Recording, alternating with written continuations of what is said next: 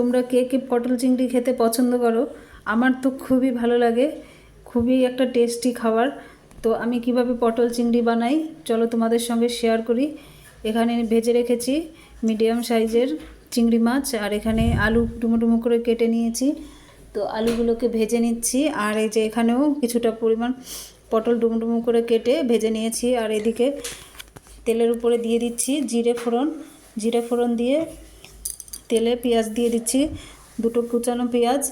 আর এখানে আমি মশলা পেস্ট করে নিয়েছি, জিরে বাটা, কাঁচা লঙ্কা বাটা, আদা বাটা আর কিছুটা পরিমাণ শুকনো লঙ্কা বাটা দিয়ে সুন্দর করে বেটে নিয়েছি। বেটে এই যে এখানে তেলের উপরে দিয়ে দিব। পেঁয়াজটা বেশি ভাজা যাবে না, অল্প একটু ভেজে তার উপরে মশলাটা দিয়ে সুন্দর করে নুন হলুদ দিয়ে কষিয়ে নেব।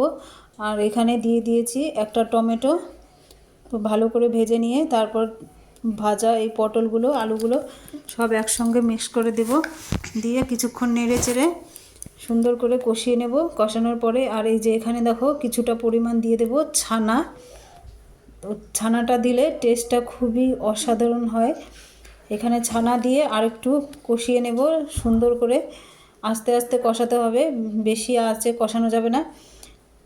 তারপর এখানে দিয়ে দিতে হবে কিছুটা গরম জল, তো অল্প পরিমাণে দেব, দিয়ে চিংড়ি মাছগুলোকে ঢেলে দেব, দিয়ে জাল করে নেব।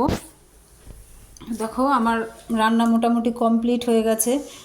তো আর এখানে আমি বেটে নিয়েছি গরম ঝোলটা, যখন কিছুটা পরিমাণ শুকিয়ে যাবে তারপর এই গরম মশলাগুলোকে ঢেলে দিতে হবে।